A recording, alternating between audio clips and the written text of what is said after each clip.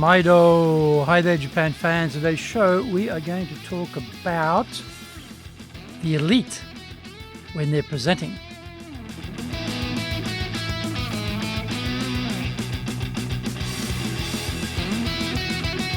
Present Master Shimasho. This is the 7th year of the Presentation Japan Series podcast. We are beaming around the world to you from sunny Minato-ku in Tokyo. And I'm your host, Dr. Greg Story, Dale Carnegie Tokyo franchise owner, the president of Dale Carnegie Tokyo Training, and the 3-time best-selling author of Japan Sales Mastery, which is Zaegyo in Japanese, Japan Business Mastery, and Japan Presentations Mastery, plus Stop Wasting Money on Training, which in Japanese is Training de Okane o Muda ni suru wa yamimashou, and all are available on Amazon. Through this podcast, I want to help you to become a better speaker, to be 1, clear, 2, confident, 3, persuasive, and 4, highly influential with those around you. Don't forget to subscribe and share this podcast with your family, friends, and colleagues. We are not being sponsored by Libsyn, but we value your privacy, which is why we have our podcast hosted by Libsyn. Unlike many other hosting organizations, Libsyn have a strict policy that does not allow access to your private information by anyone. Here is our daily podcast lineup on Apple Podcasts. Mondays, the Cutting Edge Japan Business Show podcast. Tuesday, the Presentations Japan series, and every second Tuesday, the Business Tatsujin no Oshie show.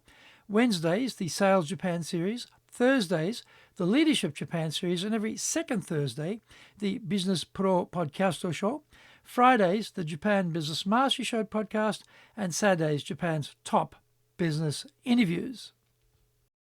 Now, this is episode number 348. Today, we're talking about why are the elite still trotting out presentation rubbish? These visiting modern-day business titans were assembled in Tokyo, later roaming the country, giving their presentations. I attended their event and couldn't believe my eyes. The organization is globally famous, and the presenters were at the top of the tree of their organization and profession. These were very, very senior people. They advised the good, great, and powerful around the world, solving complex dilemmas and collecting vast fees like legends in the process. How could they get to the top of the tree and be this bad? There's a vast difference between presenting to an audience and engaging those in the room. We were being talked to rather than talked with. This was one-way traffic, except for the obligatory Q&A. They had their research findings, and as they saw it, their job was to pass on the details. One of the key differentiators amongst speakers is how well they know their audience. Did these speakers investigate who was in the room? I would say no, based on how they handled the occasion. We were like courtiers, and they the royalty. We should have felt privileged to be in such divine company. The organizers knew who would be in attendance. They could easily have provided the company names and job titles to the speakers if they had been asked. What followed was an inability to connect the research with the interests of the audience.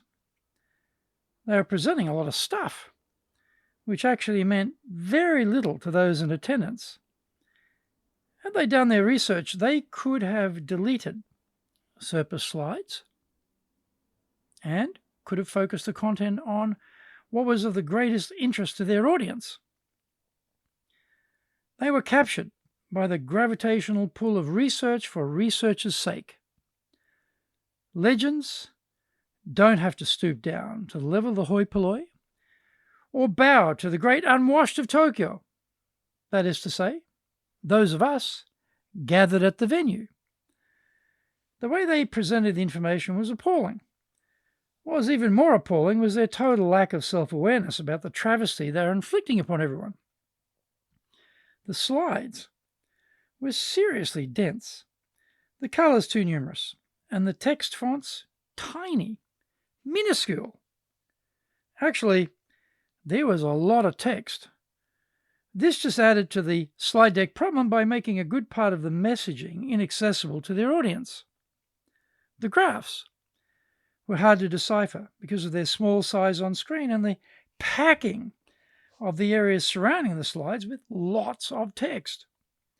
The heavy graph detail and the rapid speed of slide change made it hard to understand the point or validate the content or draw any insight from what was being presented.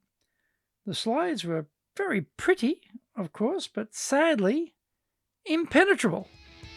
Find out more. We come back from the break.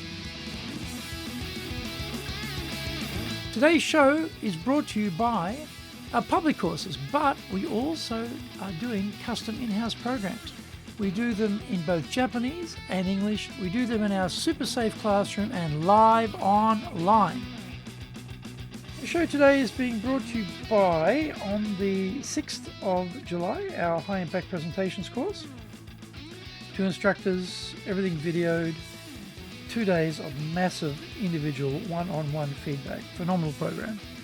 On the 13th of July, we'll do our Dale Carnegie course. That's our flagship program. Covers how to grow your confidence to tackle things you've never done before or challenge things which are difficult.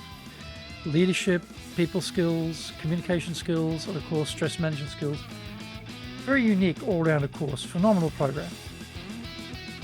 Go to our website at www.dale-carnegie.co.jp.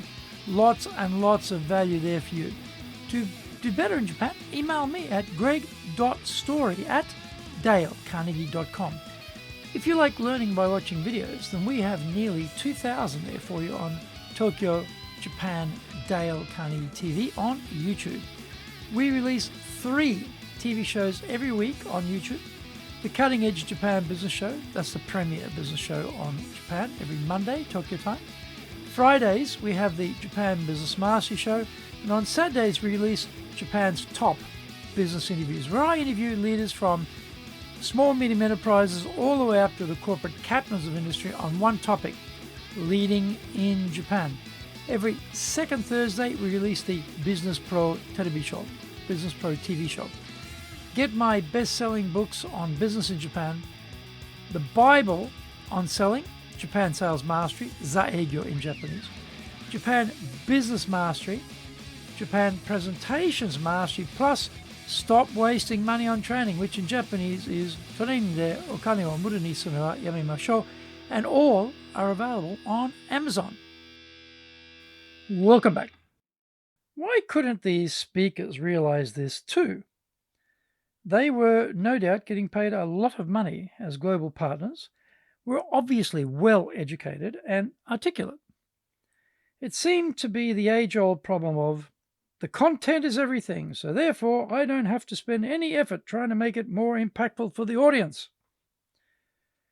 As an audience member, if I cannot read the screen easily, is that going to make the content impactful for me? If it is not communicating the message to me, then is the presentation effective?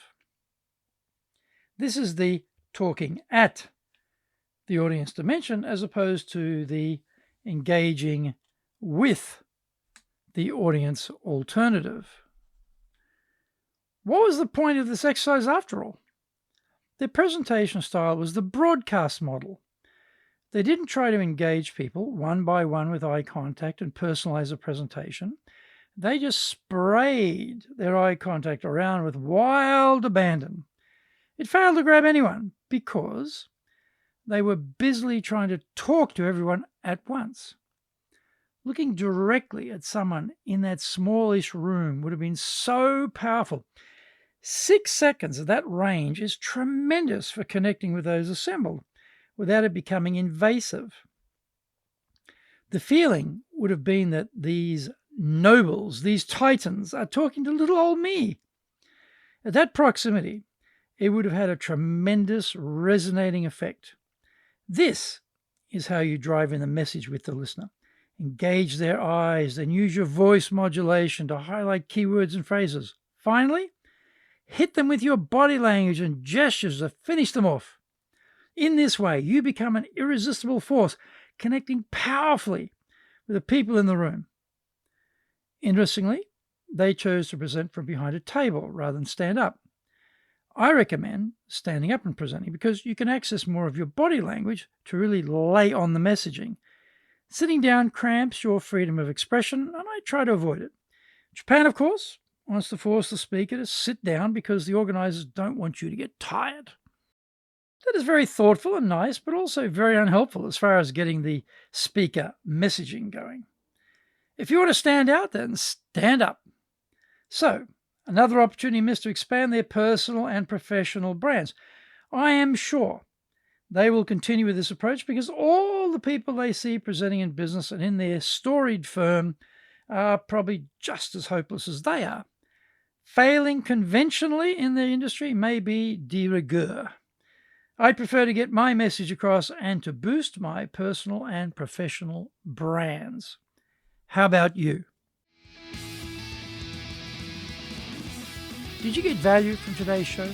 If you did, then share the love around with your family, friends, and colleagues. Don't forget to subscribe and share this podcast. Until the next episode, go out there and apply the learnings from today and become a presentations legend amongst your circle. Thank you for joining me, and please tune in next week. Remember, I'm in your corner, committed to your success here in Nippon.